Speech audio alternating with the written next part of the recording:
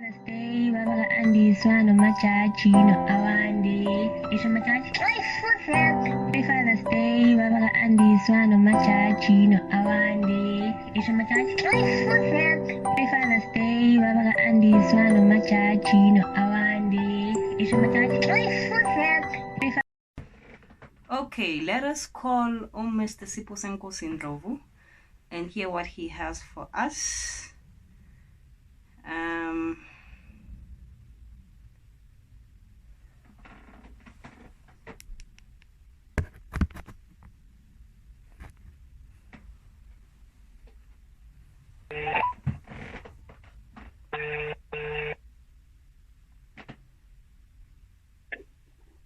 Hello. Mr. Ndlovu, Hello. how are you? I'm good. How are you? I am good, thanks. Welcome to the channel. Thank you. You edit that out. Eh? Yeah, no, you can edit that out. No, Anisha, it's part of the introduction. How? It's part of the introduction. It's part of the Why do introduction. you all? Every blogger does that. Welcome to the channel. Or they do some. Okay, give me something new again that I can do instead of saying welcome to the channel. You can say. Okay, today we're going to talk about this. Kalogo, I need to welcome you, Agitsi. Okay, no, I'm joking. Yeah, no, but anyway, can you just please kindly introduce yourself? Tell us what do you do, and then we'll take it from there. All right, my name is Siposenko Sindlovu.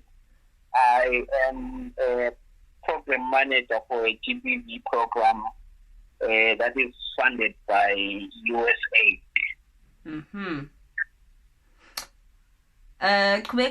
You have a master's degree. Aibo. You have a master's degree in community development. This is too serious. And you have a PhD. You're a PhD candidate. Your people don't need to know that. Aibo, why now? It's like we're asking for your professional opinion, la. They will be. They will focus on the PhD and like Hamek, we should listen to you. They will focus on the what? They'll focus on the qualifications and like maybe we can listen to you. I prefer that they listen to what I'm going to say without. We want them to listen what you have to say. It's very important. Yeah, no, they should listen to the content, not the jacket. I get it, the content. For me to listen to the content, I must understand which way is this content coming from. Let's continue. Okay, Mr. Ndlovu, welcome to the channel again. Thank you. Right. I had already sent you the questions, you know? Yeah, but I don't know how I'm going to access them. But you can say no, them. it's fine. I have them. So I'll ask them from my side. Okay. I have them. So let's get right into it, ne? Okay. So first question is, what is your opinion on single parents in general? My honest opinion is that there shouldn't be anyone who is a single parent except by choice. So it should not be circumstances leading someone to being a single parent. Of course, there are natural like deaths. Yes, we accept those, but I want to create a word or a statement now as I'm responding to you that it's sort of like unplanned single parenting.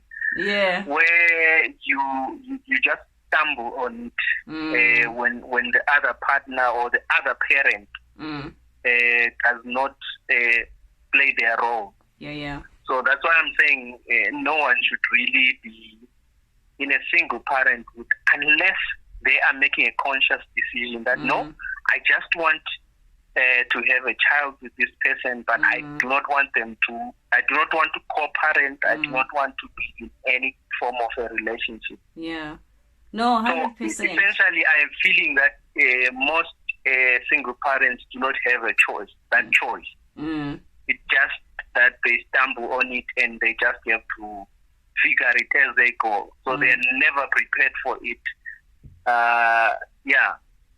No, I'm with you 100%. Like if there was a previous agreement to say, you know what, you're a sperm donor in this whole equation, can you just give me a baby? And then we go our separate ways. That one is understandable because it was a prior agreement, right? But like you and said, because of the society we live in now, we can even have a contract that no, I'm just donating. I do not want any relationship with this child, neither with you after the child, or whatever form of relationship it will be once the child is here. But I doubt any of the single parents have such a contract. Me too, Shem. I doubt, honestly. It's just that Sonke, we just unfortunately stumble upon it. Unfortunately. Yes, and so for me personally, it's not different to abusers. It's not different to GBV perpetrators. Sorry, I'll refer a lot to GBV because that's where I am. But it's there's no difference between that because of the nature in which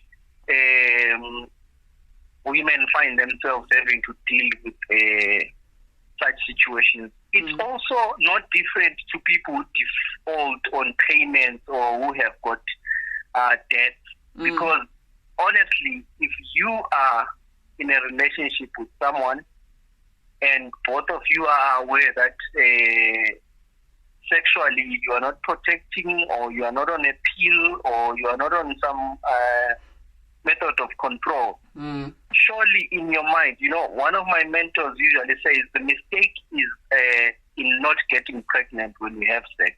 Yeah. It's not in getting pregnant because definitely sex has to lead to that. Yeah. More especially if there was no protection. True. So I think a part of responsibility has to stem from that, okay, this is the situation I find myself and my partner in now. Where to from now? Yeah. Quick follow-up question on what you just said about irresponsibility when it comes to sex. Usually there's this mentality, especially from the male sides, to say it's the woman's responsibility to make sure Uguti pregnancy does not happen. What do you think about that? No, that's nothing. There's nothing like that. I think it's just an excuse, as we've become accustomed to a lot of excuses that men have on a number of issues. We need to take responsibility. That is true.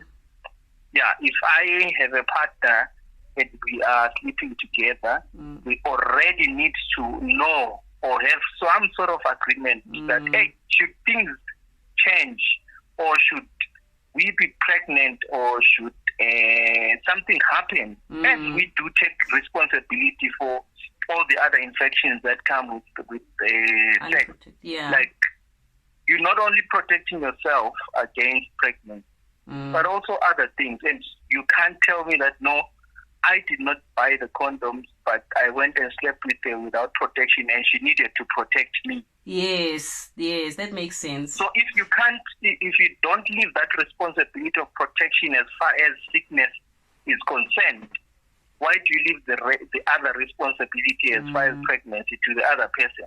So I feel equally consenting human beings should be all responsible. I should be responsible for my own protection whenever I go into a sexual relationship. So that argument really does not stand. It does not. All of us have a responsibility to play.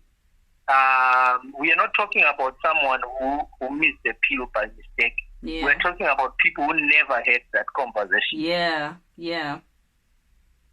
So it doesn't hold water at all. Not at all.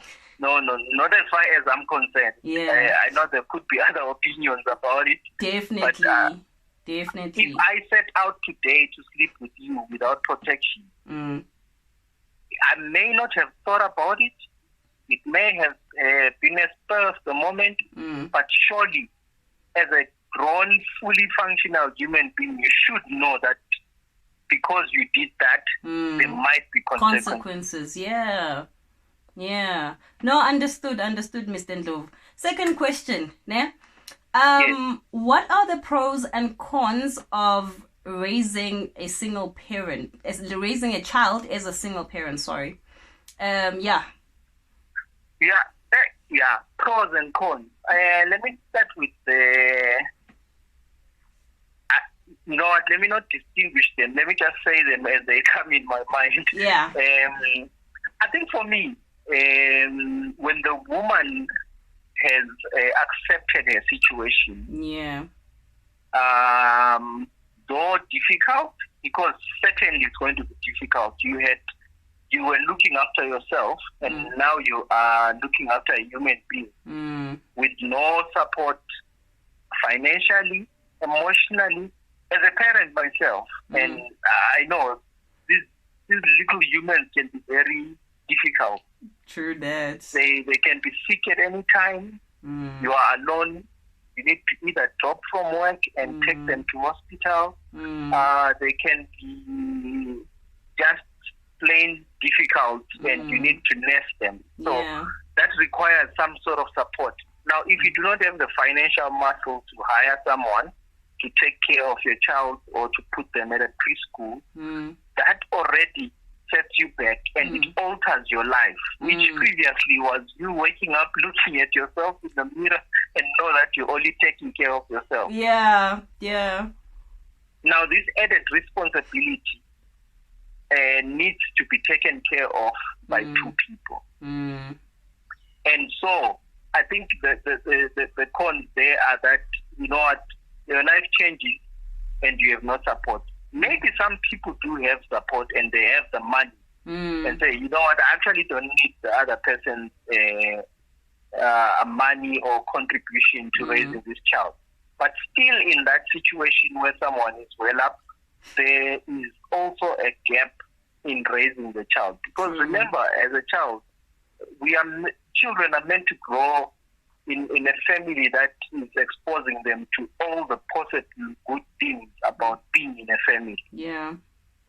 So the father has a role to play, the mother has a role to play, and not even that, the other extended family members, your grannies, your aunties, your everything in the family, both the father's side and the mother's side, all have a role to play. Now, if the father is not playing an active role, the child will never know the other relative. That's true. So their role in raising this child with you, because we know it takes a village. Yes, we may not be living in villages now, but we know the meaning of that is we can't, as parents, teach our children everything. Yes. It remains with other people. Now, if the other people are blocked from accessing the child because the father does not want to play a role, you can't be going to the father's side and say, hey, you are the aunt of this child. You need to, Yeah. It makes no sense. It doesn't. So I think that is the limiting part. As far as the pros, I think maybe it could be that you get to teach your child the way you want without competing ideas. I'll tell you, as someone who's in a relationship, I may have certain things that I do not want done in a certain way. Yeah. But I do not always have to go with my way. I have to sometimes say, you know what, it won't kill her. I don't like it, but the other person might like it. So there's no competition between the parents. Raising. Yeah. I'm not saying it's always competitive, but sometimes you say, you know what, I want my child to be this way, but the other person may have their opinions. But if you're a single parent, then you get to make the child what you like to be, or the parenting style that you choose or can afford. So there's no that conflict. I think that's the only pro that I can think of right now. Yeah. Unless if I can just also add that The other one is that you get to also feed the child whatever information you deem is right for them. So in terms of choices, if you are a Christian, you can say, okay, we all going to go to the Roman Catholic Church, and no one will say, no, but we believe in Shembe or something like that. Yeah. So in terms of shaping the child, you are alone, so you can decide. Whether you decide to be an atheist and not believe in anything, in terms of school choices and sports that they engage in or any extramural activity. So it's all on you.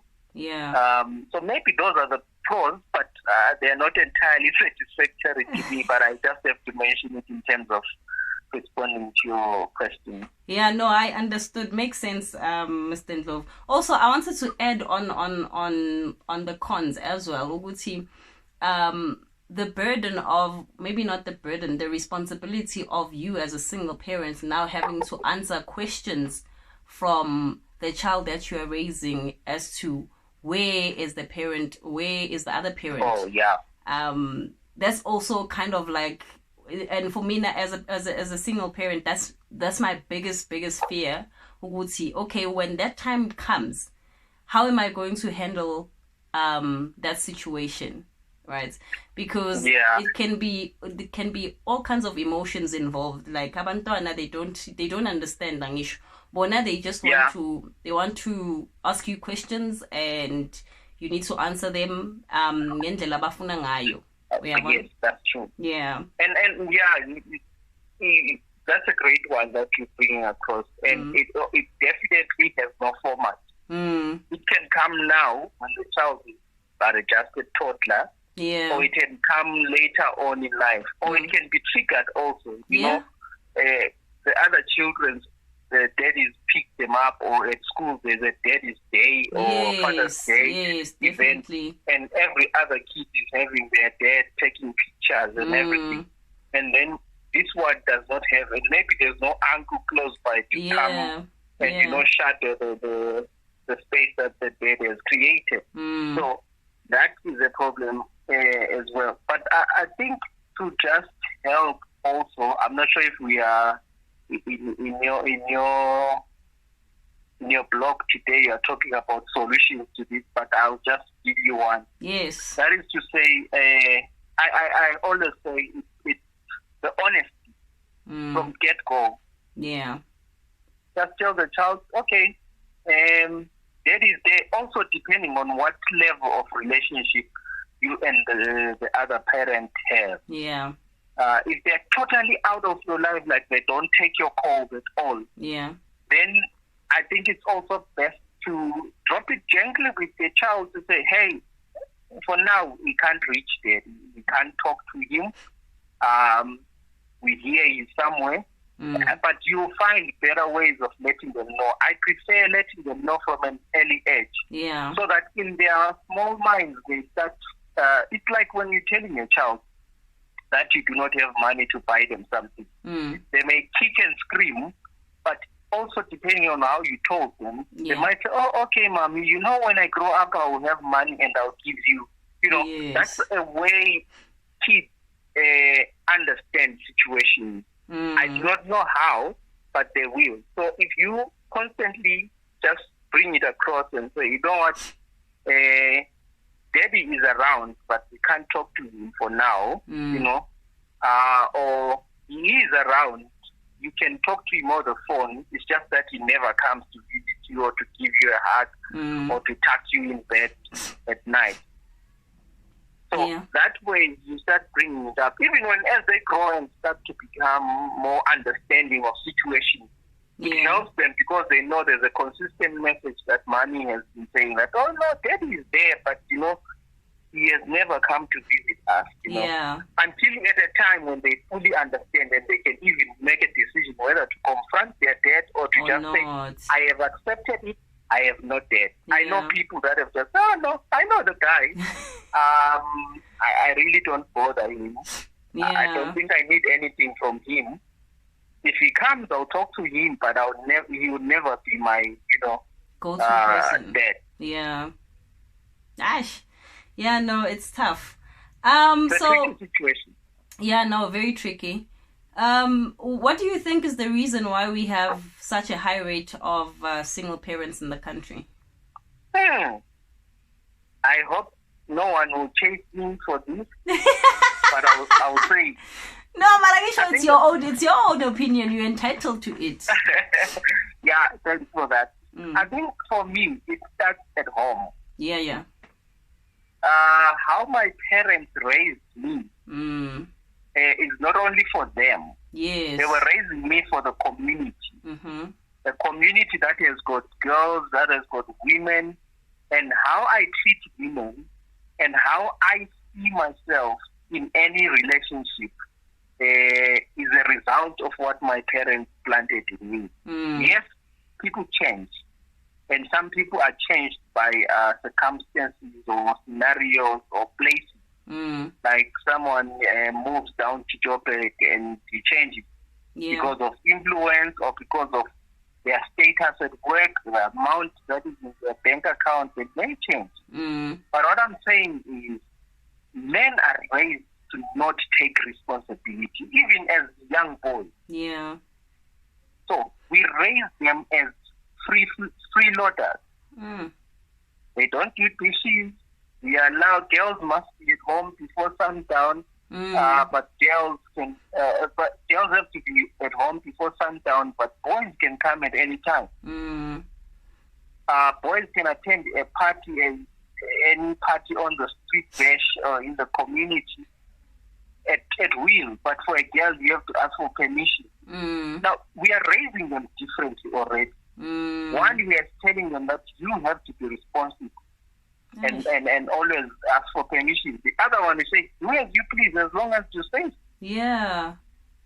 Now, that may seem like, oh no, really, you are trying to stretch this thing about responsibility. But the truth of the matter is, that boy is going to grow one day. He has been told that he can do as he please. He can not take responsibility. With no consequences. With no consequences. He comes home, he expects all the girls in the house to have cooked and serve him, and he eats, and he does not do the dishes, he does not even pack the plate. Some girl has to rush to him, pick the plate, he just goes and sleeps. Now, to make it worse, it's not only at home. We go to different scenarios in our community. Men always make the preference. So here is a boy who's raised without consequences at home, goes into community. The community says you should respect all men, even those that do not deserve the respect. They should just be respected because of being men. They go to school. Boys have got preferences. With girls, you can't wear these short skirts, but boys can wear short school uniforms, and no one has a problem. Boys, you can sit anyhow you want.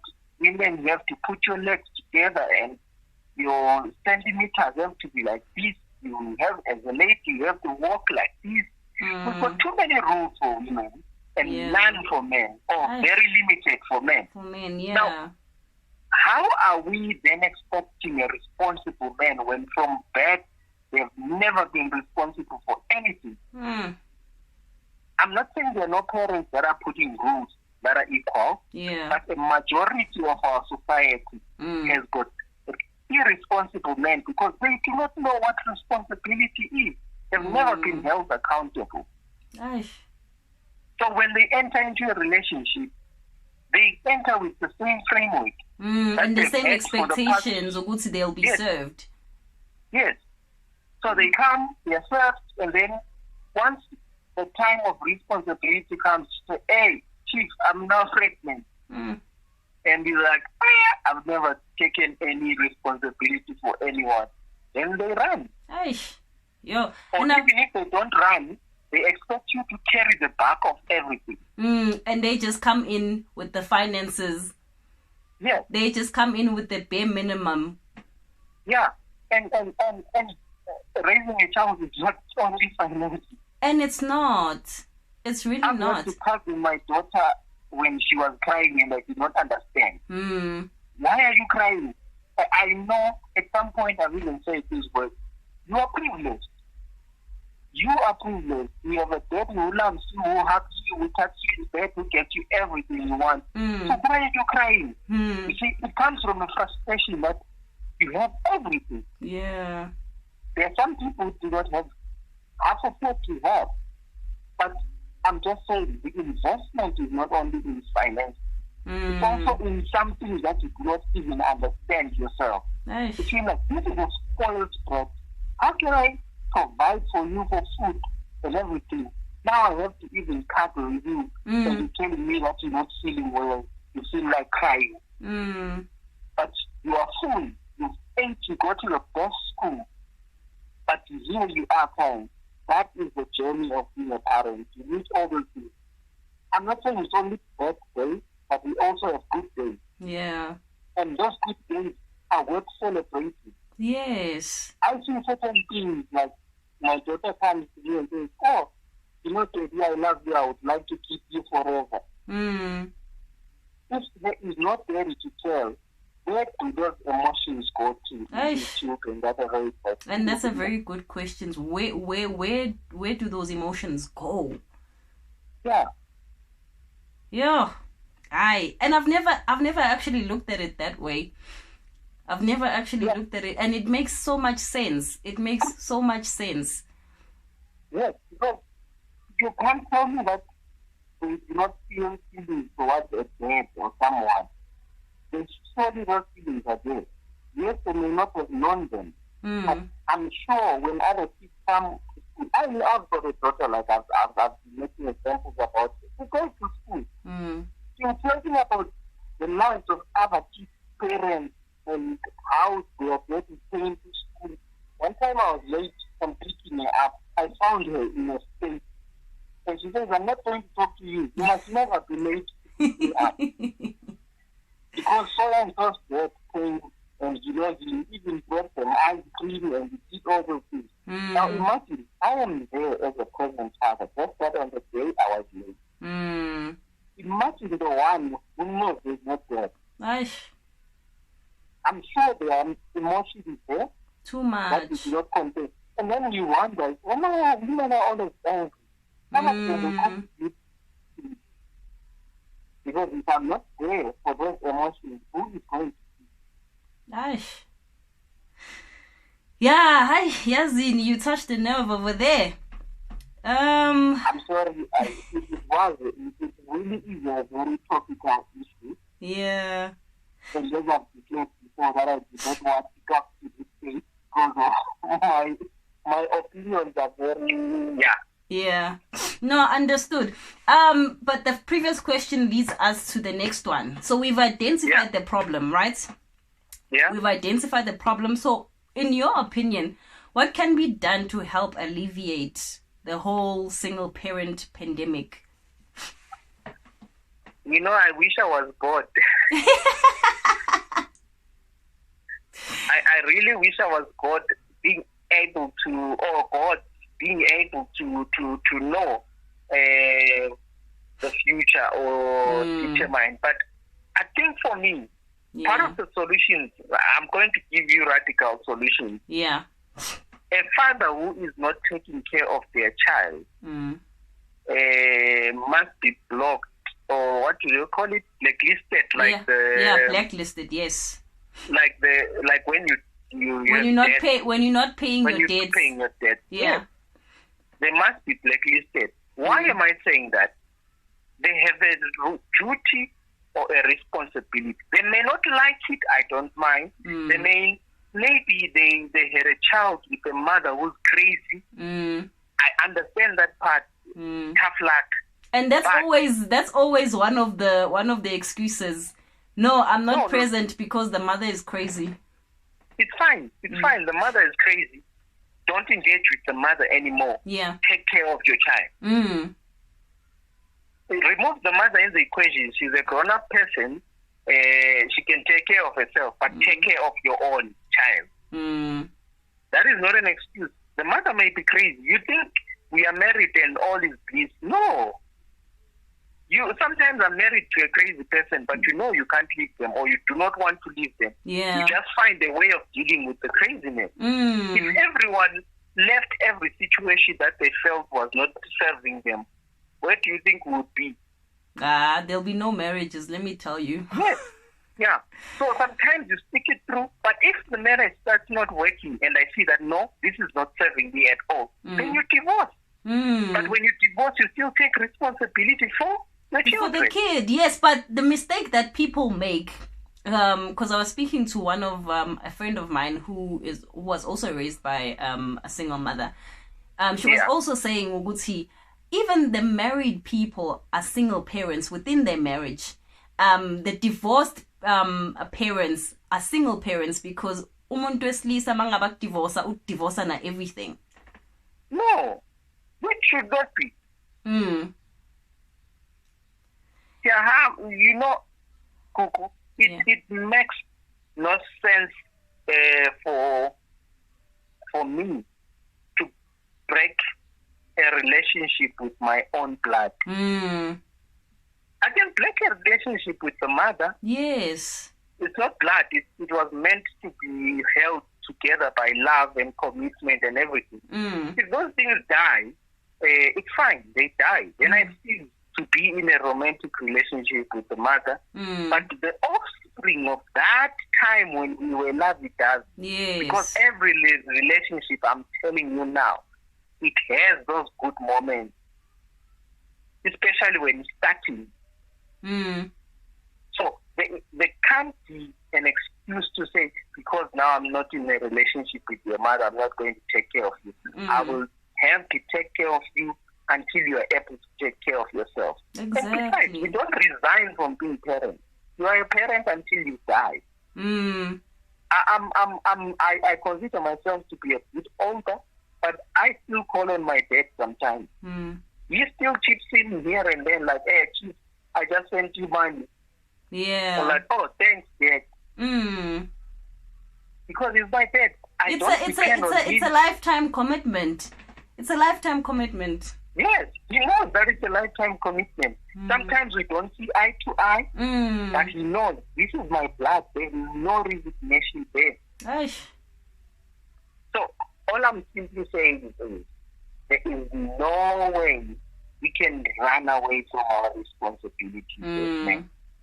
We need to stop. But now that we have proven time and time again that we are not responsible, we need the arm either of the government to assist.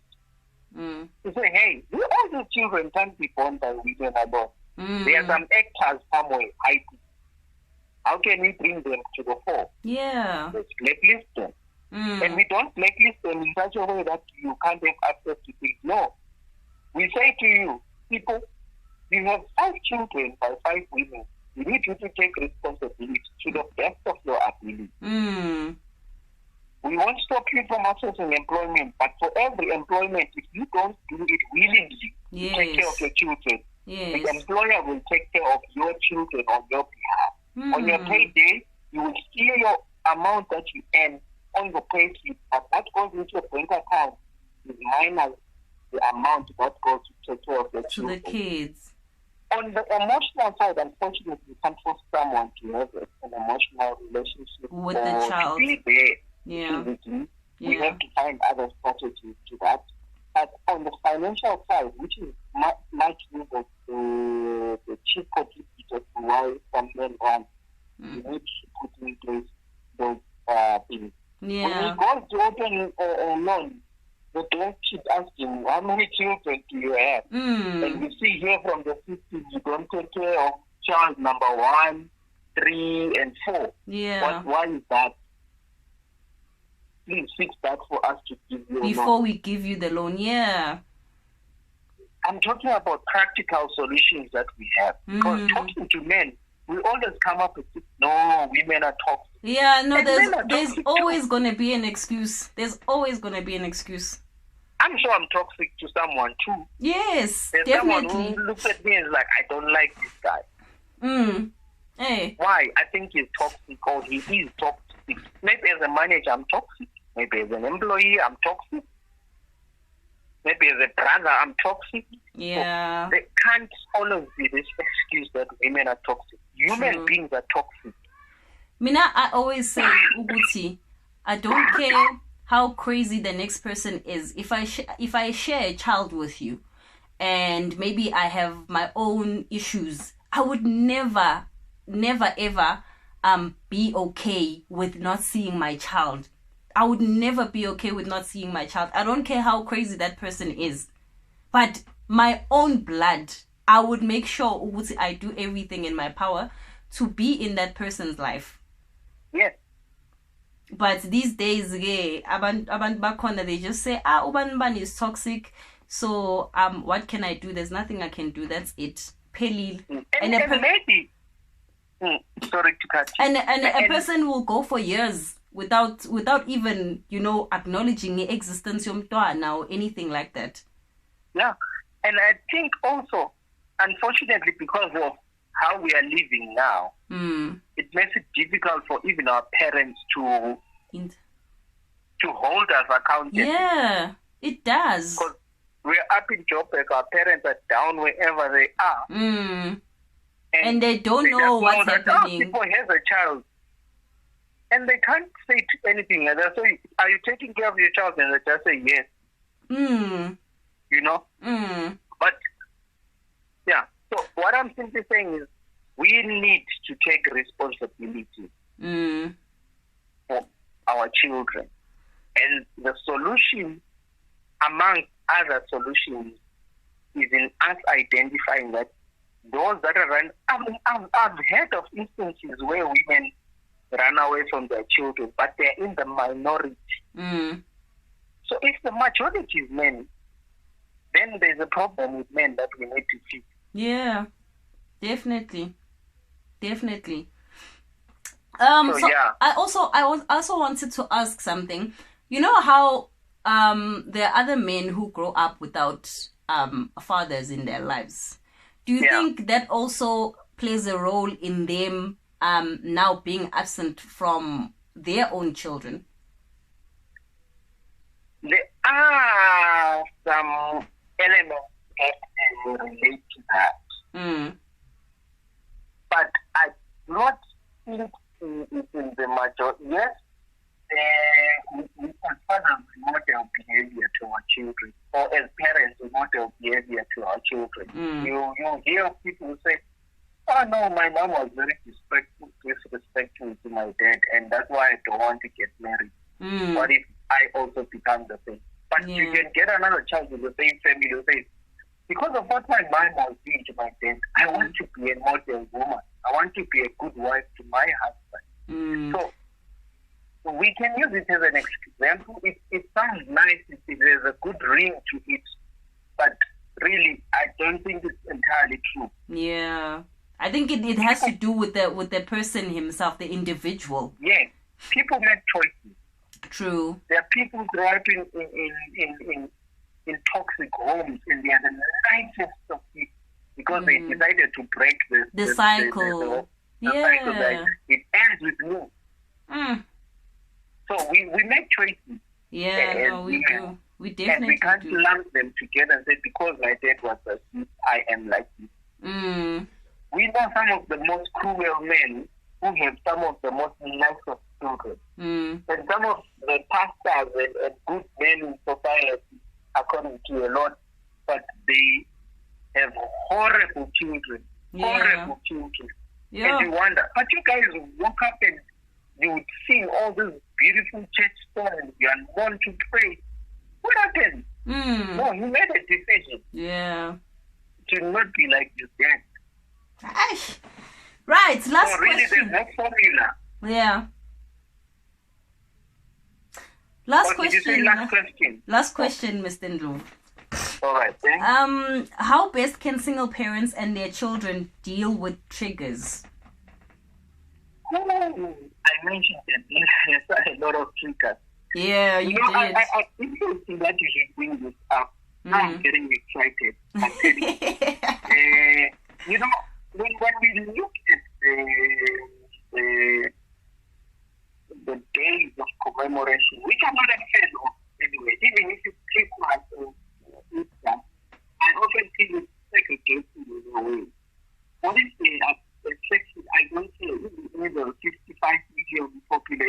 Yo, I think Mr. Ndlovu. Okay. I think ifone yakhe yakhatha kancane. Can you please repeat that? Okay.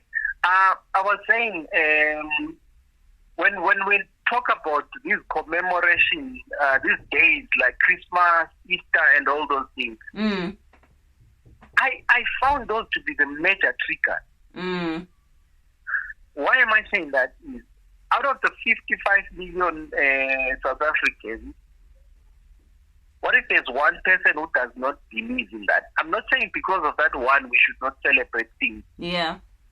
But can we find another way of saying, you know what?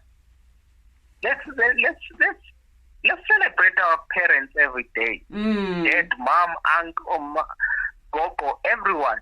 Let's celebrate everyone every day. Yeah.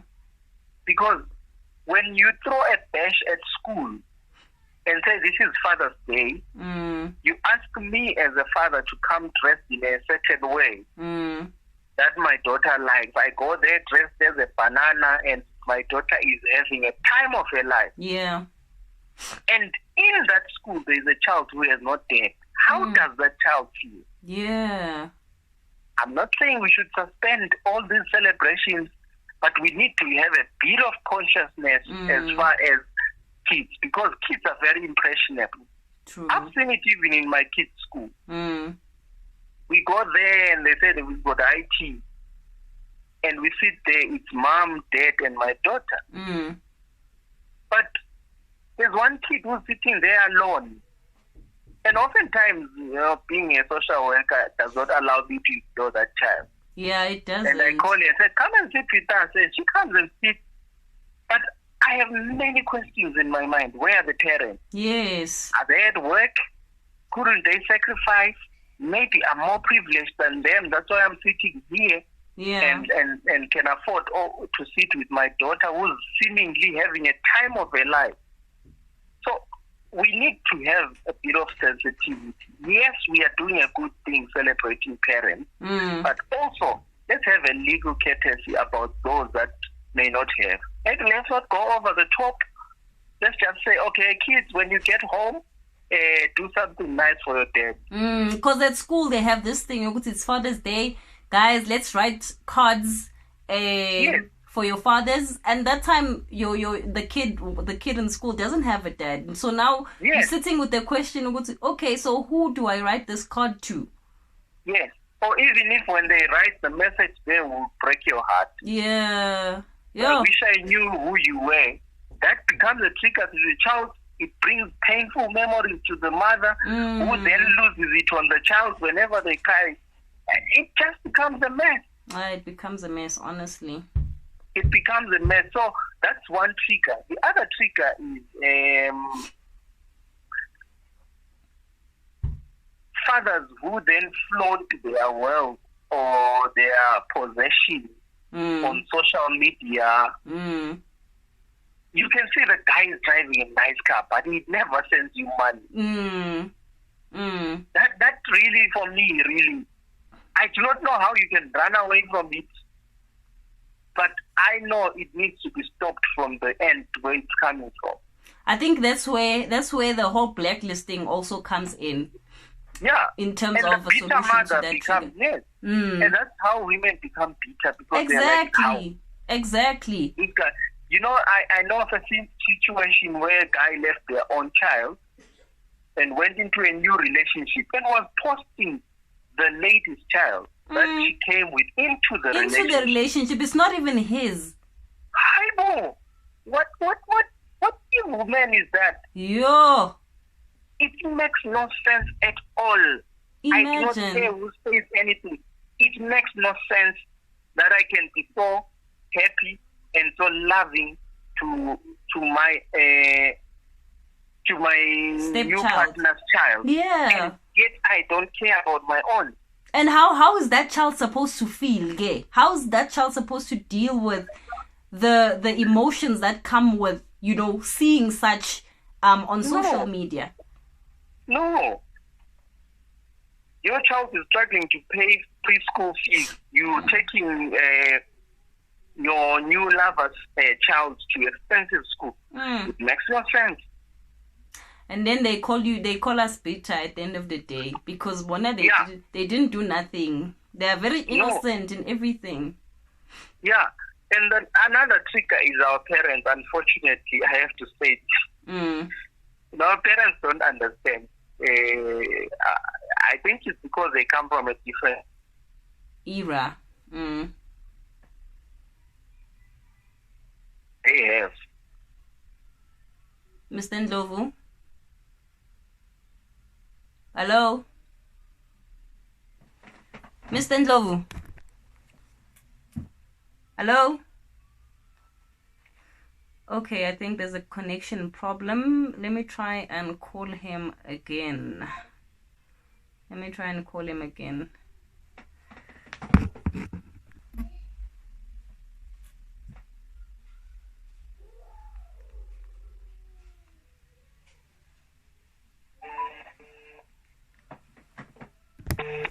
Hello? Mr. Ndlovu? Yeah, I think I got disconnected. Yeah, we lost network somewhere because I couldn't hear you anymore, so I had to drop and call you again. Okay. Yeah, we were speaking about parents who are also triggers. Yes. So for me, how they are is that they are aware of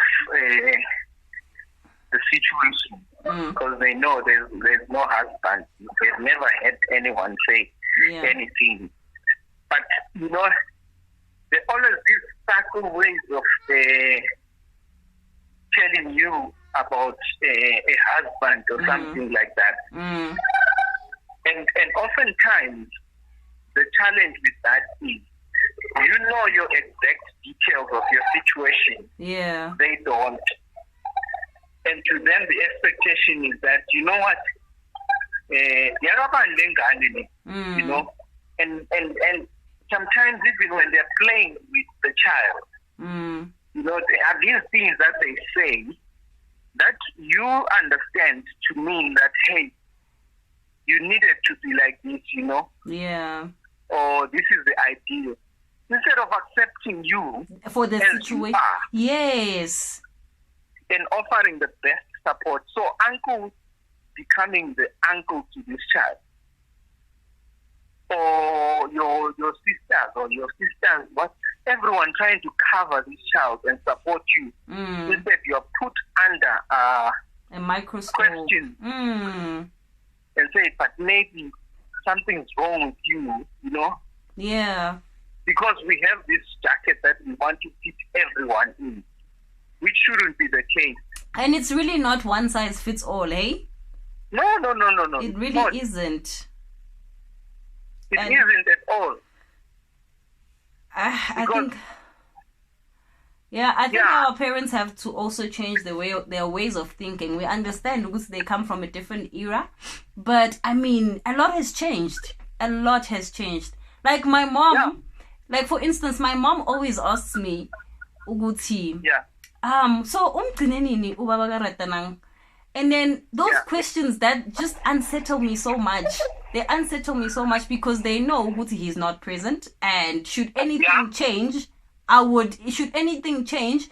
would know. I'll let them know. Yes, they would know. So if I'm quiet, it means it's still the same. Yeah, but with our parents, they don't see it that way. They don't. They don't see it that way. They see it as, you know what, you should be seeing him, or you should be talking to him. But sometimes even talking is not possible. It's not. It really isn't. Because whenever you talk, you fight.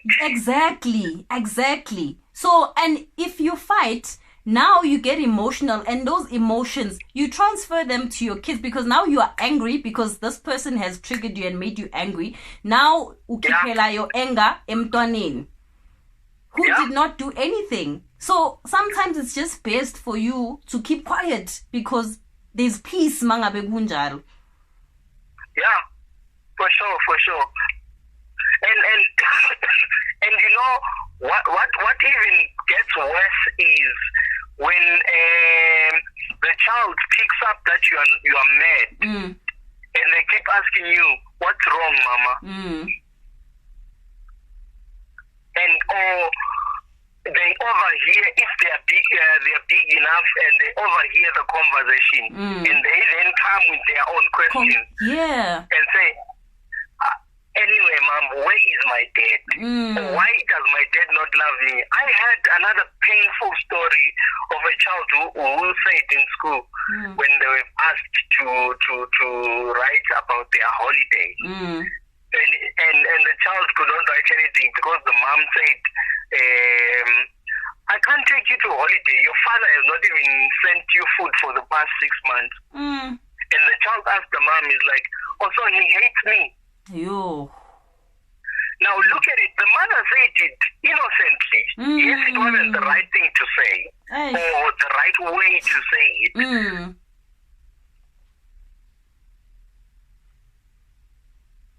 Hello? Mr. Ndlovu? Hello? Yes, now I can hear you. Yeah, I'm saying it's born out of frustration. Definitely. And we can't run away from that. We need to hold. That's why I'm saying there are many systems that need to be in place in order that we can fix this problem. Yeah. And the weird part is the roles and responsibilities of both parents are stipulated in the Children's Act. So why is it so difficult for us to enforce them? Hey, Yabona, now you are entering a political arena. Implementation is our problem. It's our biggest issue. It is our biggest issue. I'm telling you, we have the best constitutions. We've got the best this, the best that, the best. We've got the best. And we are good at talking, but at implementing. Let me give you other practical solutions that you've not asked me for. I, as a man, have cousins or friends that are not taking care of their children. I must start holding them accountable. Yes. You remain my cousin, but you are a cousin who is a delinquent. You do not take care of your child. They must know that and hate me for it. We need to make these men uncomfortable in our spaces. If it's my young brother, I need to take care of him and say, Chief, you're not taking care of your children. You are my brother. I love you. You are my blood. But you do not take care of your children. Call them out on the things that they do. And yes, you are right. The problem is we sit in the same circle as these people and we listen to them give excuses and we don't call them out for what they actually are. Yes. There was this other TikTok video that I came across the other day. So this guy was saying, no. Skatelwe, now I'm paraphrasing, ne?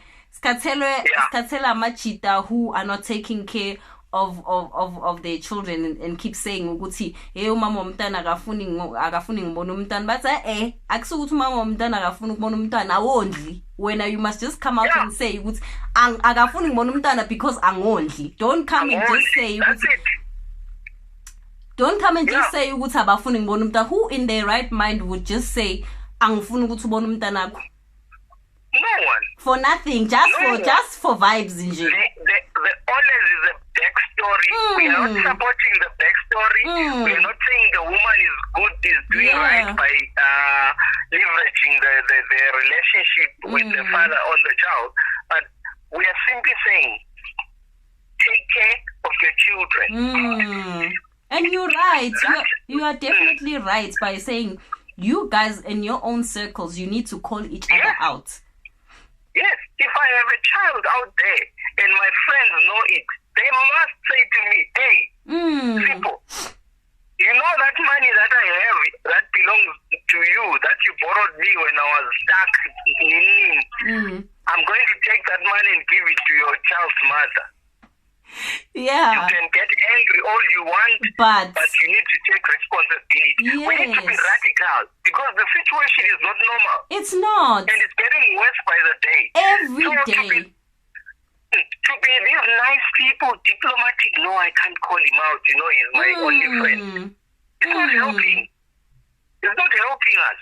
It's not, hey? I've never understood why a child must be taken care of by the government when their father is able and willing. Yeah. And not willing, is able to work.